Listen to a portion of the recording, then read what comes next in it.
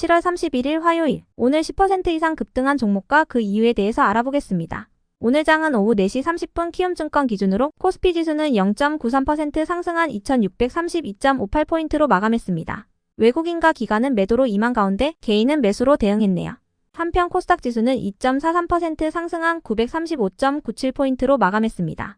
외국인은 매도, 기관은 매수로 임한 가운데 개인은 매수로 대응했습니다. 그럼 본격적으로 오늘의 급등 종목들을 살펴볼게요. 오늘 10% 이상 급등한 종목은 총 46종목으로 코스피에서는 17종목, 코스닥에서는 29종목이 나왔습니다. 이 중 상한가 종목은 조선내화, 동국제강, 효성중공업, 파로스아이바이오, 알체라, 젠큐릭스 6종목이고요. 오늘 하한가 종목은 없었습니다. 총 46개의 급등 종목들을 한데 모아서 섹터별로 묶어보니 5개 테마로 나눠볼 수 있었어요. 그 외 나머지는 개별 이슈로 오른 종목들인데요. 먼저 1번 2차전지 섹터입니다. 지난 주말 미국 증시는 연준이 선호하는 물가지수인 개인소비지출 가격지수가 둔화되는 모습을 보인 가운데 인플레이션 우려가 완화되면서 3대 지수 모두 상승세로 마감했습니다. 특히 테슬라와 리비안, 루시드 등의 주요 전기차 업체들이 강세를 보였는데요. 그 중에서도 테슬라는 인도 시장 진출을 위한 공장 건설론의 소식이 지속 호재로 작용된 모습이었습니다. 한편 국내 2차전지 기업들은 고평가 논란 속에서도 개인 투자자들의 매수세가 지속적으로 몰리면서 상승세를 이어가고 있는데요. 이러한 분위기 속 오늘 대표 2차전지 기업들을 중심으로 2차전지 테마가 강세를 보였습니다.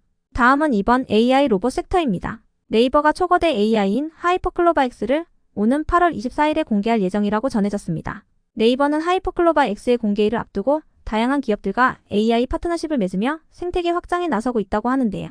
네이버는 최근 소카와 업무 협약을 맺고 AI를 기반으로 한 새로운 모빌리티 서비스를 선보일 예정이며 한컴과는 하이퍼클로바를 기반으로 한컴 오피스를 구축할 계획인 것으로 전해졌습니다.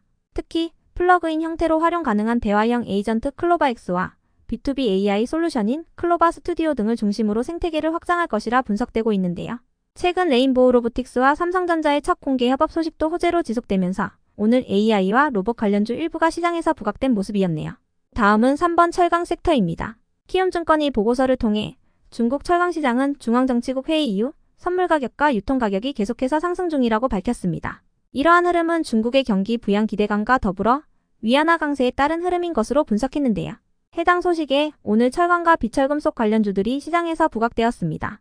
다음은 4번 코로나 섹터입니다. 60세 이상을 중심으로 코로나 확진자 증가세가 이어지고 있다는 소식입니다. 하루 평균 코로나 확진자가 36,000명에서 현재는 47,000명까지 증가했다고 하는데요. 전문가들은 이번 확진자 증가가 마스크 의무 해제 등 방역정책 완화와 거듭된 변이 출현에 따른 면역력 약화 때문이라고 설명하고 있습니다.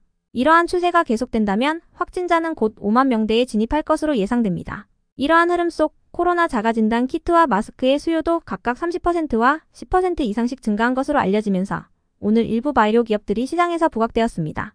다음은 5번 초전도체 섹터입니다. 한국 연구진이 상온 상압 초전도체를 개발했다는 논문이 알려지면서 국내뿐 아니라 해외에서도 큰 관심이 이어지고 있습니다. 상온 초전도체는 과학계의 오랜 꿈 중 하나로 금속 등에서의 전기 저항이 특정 온도 밑에서는 0이 되는 현상을 뜻한다고 하는데요. 기존에는 극저온이나 초고압에서만 초전도체 구현이 가능했지만 국내 연구진의 상온에서의 구현 소식과 함께 전도체 관련주가 강세를 보였습니다. 다만 현재는 논문의 세부 사항이 부족하여 다소 논란을 빚고 있는 상태인데요. 덕성은 과거 초전도체 사업 프로젝트에 참여한 사실이 알려지면서 관련주로 부각되었으며 서남은 초전도 선제 제조 및 판매 사실이 지속 부각된 모습이었네요. 신성델타테크는 2차전지 기업인 신성ST의 상장 소식도 호재로 작용되었습니다. 그 외 나머지는 개별 이슈로 오른 종목들인데요. 먼저 조선내화는 인적 분할 후 재상장 첫날 급락세로 마감했지만 오늘 별다른 호재 없이 상한가로 마감을 해주었습니다. 이어서 파로스아이바이오는 대웅그룹의 계열사인 대웅바이오와 고용암 치료제의 임상시험용 원료 개발 및 위탁 생산 계약을 체결했다고 밝히면서 상한가로 마감했고요. 다음으로 젠큐릭스는 미국 바이든 정부의 암 정복 프로젝트인 캔서문샷에 합류하게 된 것으로 전해지면서 상한가로 마감했습니다. 한편 효성중공업은 2분기 어닝 서프라이즈 실적에 상한가에 들어가면서 같은 효성그룹주인 효성화학도 함께 강세를 보였고요. 이어서 두산은 2분기의 매출액과 영업이익 모두 상승한 후 실적을 발표하면서 상승했습니다. 한편 LNK바이오와 성우전자, OIMINT, 지엔코와 인터엠의 오늘 급등 이유는 파악되지 않았고요. 이어서 Y랩은 네이버와 카카오의 웹툰 서비스가 글로벌 콘텐츠 시장에서 선전하고 있는 가운데 글로벌 빅테크 기업들도 웹툰 시장에 눈독을 들이고 있는 것으로 전해져 웹툰 관련주로 상승했습니다.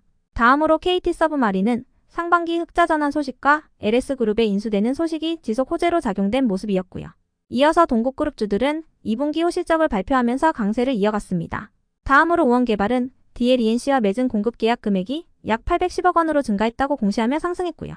이어서 에이프릴바이오는 룬드백의 5,600억 원 규모로 기술 이전한 APB-A1과 자가염 증질환 치료제인 APB-R3에 대한 임상 1상 결과가 차례로 나올 예정인 만큼 기대감을 잇고 급등세를 보인 것이라 알려졌네요.